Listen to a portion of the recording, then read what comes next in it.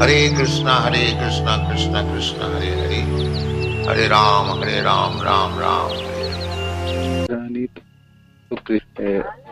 विस्तार है, कृष्ण शक्तिमान है और राधा रानी उनकी शक्ति है, आह्लादिनी शक्ति की मूर्तिमान स्वरूप है। और राधा रानी की विस्तार जो गोपियां है, तो गोपियों के साथ राधा रानी कृष्ण आनंद में विराजमान होते हैं गोलोक धामों में। गोलोक धामों में इस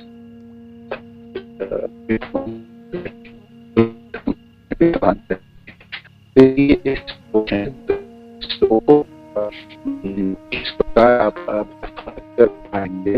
आप जैसे समय तो आपको आपको आपको स्मरण करनी है और आपको आपको आपको वर्णन करनी है। इसको ऊपर है बात आई श्लोक की मनन के ऊपर है, बात श्लोक की मनन के ऊपर है ना, चिंतन की है। तो कंठस्थ करना है, आपके कंठस्थ रहेंगे। श्लोक की अनुवाद आपको पता है, शब्द के अर्थ आपको पता है, तो फिर आप इसको ऊपर मनन कर पाएंगे। अब आइए देखते हैं जे राधा रानी और समस्त गोपिया जन 64 कला के साथ वहां पर नित्य विराजमान रहते हैं। तो ये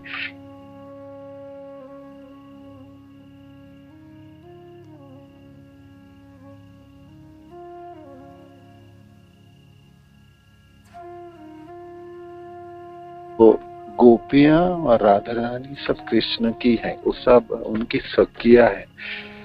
तो परक्या और सखिया तो शब्द व्यवहार होती है। हालांकि भौतिक संसार में भौमो वृंदावन में परोक्या रसो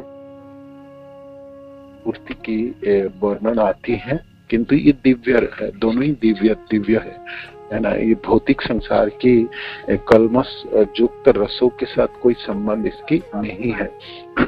तो ये दोनों चीज आपको समझने की जरूरत है। अब आइए लोग वहां पर किस प्रकार विराजमान होते हैं जहां पर गोलोक में। तो एक तो है जो 64 कलाओं में, उनमें से गीत है, माने लोग निरंतर गानों में रहता है, आनंद है तो गाते रहते हैं। यहाँ दुख है इसीलिए तो हम मायूस रहते हैं, उदासीन रहते हैं।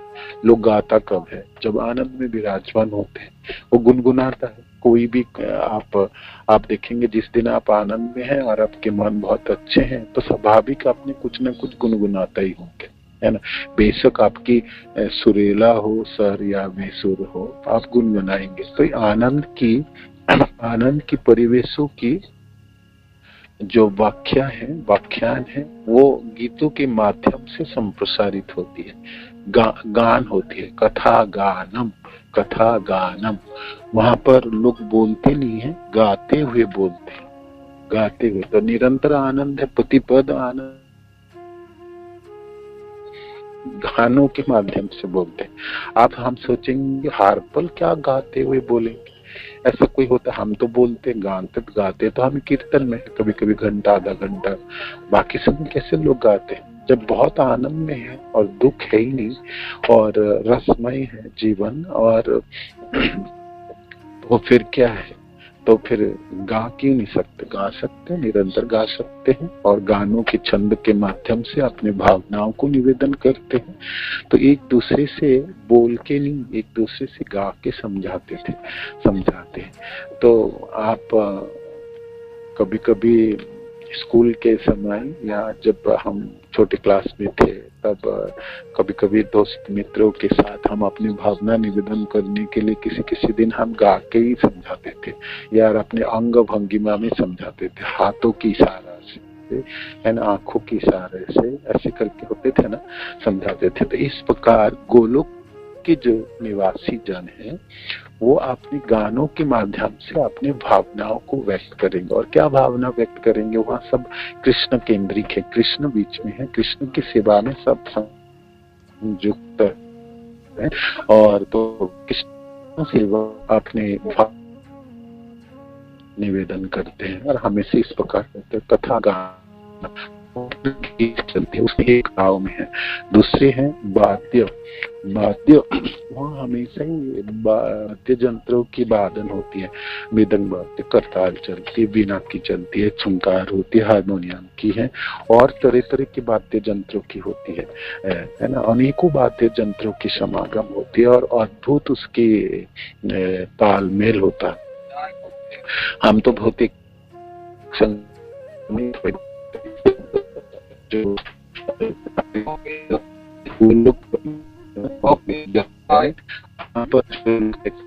जो जिस वाद्य में और गाने में ये लोग बड़े दक्ष होते हैं। तो ये तो स्वर्गलोक के वासी जनों भी इतनी वाद्य यंत्रों में और गानों में दक्षता है, तो ये तो गोलोक की है, आध्यात्मिक की है। वो तो होने ही वाला है, वो तो होते ही होगा। तो इस प्रकार वहां पर वाद्य यंत्र, एक सेकंड है, मेरे को पता है ये काटेगा, थोड़ा थोड़ा सुनाई देंगे नहीं, है ना, बहुत ही ब्रेक है, ठीक है। तभी भी मैं 2-4 मिनट और बोल देता। तो ये श्लोक को हमको बीच में व्यवहार करनी है जपते समय, ये आपको ध्यान रखनी है। आपको सिर्फ कंठस्थ करके छोड़ना नहीं, इसको सिर्फ श्लोक हमने पढ़ लिया, कंठस्थ कर लिया, वो जपा में नहीं व्यवहार कर पाएंगे। इस श्लोक के ऊपर आपकी भावनाओं की निवेदन करनी पड़ेंगे और आपको उसी मुताबिक उसको व्यवहार करनी पड़ेंगे। तो इसके लिए श्लोक के संबंधित शब्दों में आपकी थोड़ा पकड़ होनी चाहिए, है ना, पकड़ होनी चाहिए, तभी होगी। तो इस प्रकार वहां पर लोग नाचते हैं, कथा गानम नाट्यम गमन अपी, है ना। तो वो चलते हो तो नाचते हुए चलते, कथा गानम नाट्यम गमन अपी वंशी प्रिय सखी। तो वहां पर आपके नाट्य, है ना, नाट्य माने नृत्य होगी और उसके बाद है आलेख्य, है ना, उसके बाद विशेष रंगों से मुख तथा देह पर श्रृंगार की कला है। साजते बड़ा अद्भुत है ना, मुखड़े को सजाएंगे, अपने बालों को सजाने में और शरीर को सजाने में सब व्यस्त रहते हैं और अद्भुत सुंदर कला युक्त तो सब साजते हैं वहां पर श्रृंगार की। तुंडल कुसुम बलि विकार, है ना, चावल तथा फूलों से रंगोली बनाते हैं, कलाओं जानते हैं सब, है ना। जैसे हम व्यास पूजा के समय बनाते या जन्माष्टमी आदियों में रास्ते को, जैसे इस बार जगन्नाथ रथ यात्रा के समय सब ने रंगोली बनाए, देखे होंगे आपने, बहुत सुंदर। तो इसको रंगोली बनाने में सब वहाँ पर दक्ष है। उसके बाद फूलों की सैया बनाने या फूलों की रंगोली बनाने में दक्ष हैं सब। और दर्शन दासनाग राग, वहां पर दांत तथा वस्त्र साफ करने तथा शरीर को चित्रित करने हेतु तो मिश्रण लगाने की कला सब जानते हैं। तो इस प्रकार की 64 कलाओं से दक्षता है। इसको हमने एक एक करके थोड़ा बता देंगे कभी कभी, है ना, क्या क्या है। तो बेसिकली इस श्लोक को व्यवहार करते समय आपको आपके हृदय में छवि हो, चित्र हो, जो कृष्ण है, कृष्ण अपने राधा रानी के साथ है, श्री गोपी जनों के साथ है और बिल्कुल आनंद में विराजमान है, कृष्ण आनंद में विराजमान है। तो इतनी आपको याद रहे। और ये गोलोक की वर्णन है इस श्लोकों के माध्यम से। गोलोक की जगह है ऐसा नहीं, गोलोक कोई जगह ही नहीं है ना, भौतिक संसार के लोक नहीं है। ब्रह्मा जी के लोक जो सत्यलोक सर्वोच्च लोक कहलाते इस ब्रह्मांड लोक के, इससे भी ऊपर है ना। तो इसके बाद आपने ब्रह्म ज्योति और उसके ऊपर आपके वैकुंठ लोक अनगिनत, और वैकुंठ के ऊपर एक गोलोक है ना, गोलोक है। तो उस गोलोक की छवि इस ब्रह्म संगीता में ब्रह्मा जी जो वर्णन किए हैं, ऐसे नहीं कोई कल्पना से इसको बताया है ऐसा कोई होगा, व कोई कहानी के तरफ है। ब्रह्मा जी ने स्वयं दर्शन, ब्रह्मा जी को कृपा किए कृष्ण ने, अपने लोगों की दर्शन कराए हैं। तो उस कर्म किए तो उसकी उजागर किए हैं।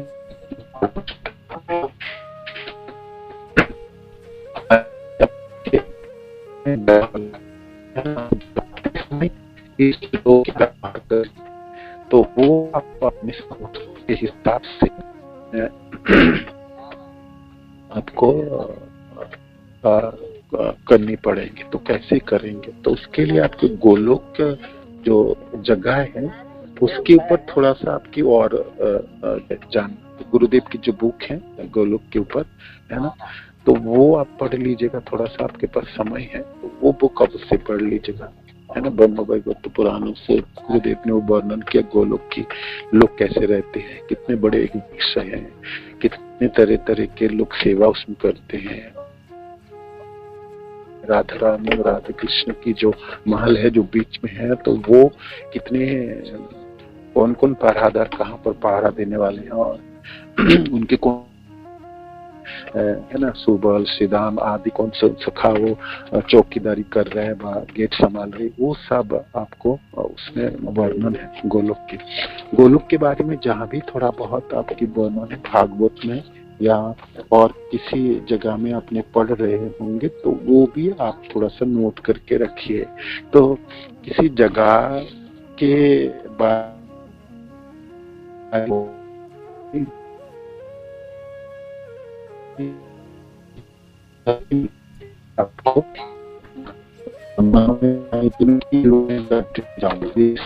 स्विट्जरलैंड हो मानो के, है ना, ये छब प्रकट किए। तो फिर आप लोगों से पूछो कि भाई वो देश कैसा है, उसके तापमान कैसा है, जलवायु कैसा है, जाने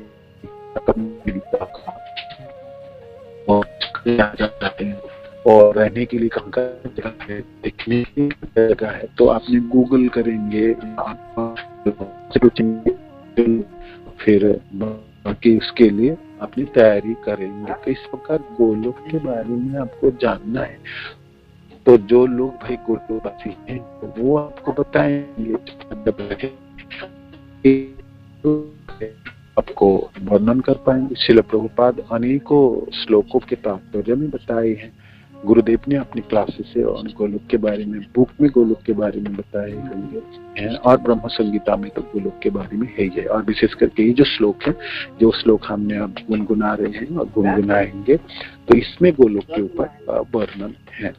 तो पहले तो आपको सारी चीजों को जानना है गोलोक के ऊपर, थोड़ी सी उस पर आपको इच्छा व्यक्त करनी है।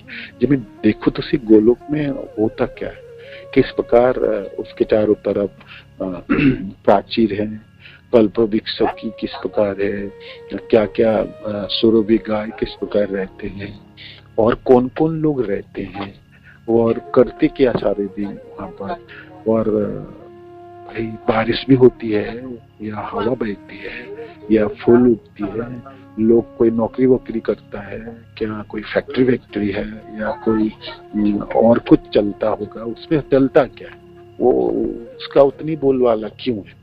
तो इस प्रकार आपने थोड़ा सा इच्छा रखेंगे तो उससे आपके काम बनेंगे। थोड़ी थोड़ी चीज आपको जहीं भी आप पढ़ेंगे सुनेंगे तो आपके हृदय में समा जाएंगे, क्योंकि आप उसको जानने के लिए आपकी अभिलाषा आपने व्यक्त की, है ना। जे जथामम कपद्दम तथैव भजामि, भगवान कहते जो जिस प्रकार भजते हैं व जिस प्रकार दामी बुद्धि जोगन जे नाम उपाय बुद्धि प्रदान कर। गोलोक के प्रति आपकी अभिलाषा होगी, गोलोक के प्रति आपकी आकांक्षा ही होगी, तो आप समझ पाएंगे, आप जान पाएंगे, ठीक है। तो इस प्रकार इस श्लोक को व्यवहार करना, कंठस्थ करके रखने श्लोक का। कल हम तो दूसरे श्लोक पढ़ लेंगे, ठीक है, किंतु इसको आपको कंठस्थ करनी है और इसी श्लोक में आपको रुकना नहीं है ना। इसमें गोलोक की बात आई, कृष्ण भगवान कृष्ण के बारे में आई, राधा रानी के बारे में आई, गोपी जनों के बारे में आए, आनंद के बारे में आए, और 64 कला से युक्त ये लोग सब हैं। तो ये 64 कला क्या है, तो आपके पास ब्रह्म संगीता की बुक है जिस उस 64 कलाओं की वर्णन है, क्या करते हैं, तो 64 की 64 यहाँ वर्णन है। जरूरत पड़े हमने आपको ग्रुप में भी डाल देंगे, जिसके पास बुक नहीं है वो भी इसको पढ़ सकते हैं। ये पूरी तात्पर्य मैं फोटो खींच के आज मैं डाल दूंगा, है ना, तो आप इसको पढ़ लीजिए कम से कम, है ना। भक्ति सिद्धांत सरस्वती ठाकुर के तात्पर्य है ना, थोड़ी सी आपको कठिन लगेंगे, एक बार पढ़ने से ना समझ जाएंगे, 2-4 बार पढ़ के रखेंगे तो थोड़ा सा हृदयंगम हो पाएंगे। और जहाँ पर आपको प्रश्न होगी, जहाँ पर आप कोई हो तो कल आप पूछेंगे, तो वो हमने आलोचना कर लेंगे, ठीक है। हरे कृष्ण। मेरे को पता नहीं आप कितने सुन पाए, मैं ट्रेन पे हूँ और हो सकता है काटा भी होगा, जो भी होगी इसके ऊपर कल आलोचना एक बार और कर लेंगे। धन्यवाद। हरे कृष्ण प्रणाम। आपकी आवाज लगभग ठीक आ रही थी, बीच में थोड़ा थोड़ा कट रही थी। जी, तो ये जो श्लोक हैं प्रभु जी, ये आप इसको कर पाएंगे ना। ये आपके पास ब्रह्म संगीता की बुक है, तो ये श्लोक की जो तात्पर्य है भक्ति सिद्धांत सरस्वती ठाकुर को, उसको डाल दीजिएगा। हिंदी वाली बुक है आपके पास ब्रह्म संगीता की? जी प्रभु जी है मेरे पास, हिंदी में अंग्रेजी। हाँ, तो आप डाल दीजिएगा हिंदी वाले पूरे तात्पर्य डाल दीजिए, श्लोक के अर्थ पूरे तात्पर्य, जैसे सब लोग पढ़ पाए जो लोग पढ़ना चाहते हैं। श्लोक आपको कंठस्थ करनी है, श्लोक के शब्द को आपको जानना है, श्लोक के तात्पर्य हमारे आचार्य भक्ति सिद्धांत सरस्वती ठाकुर ने जो वर्णन करके दिए वो है, उनको थोड़ा समझने के प्रयास कीजिए।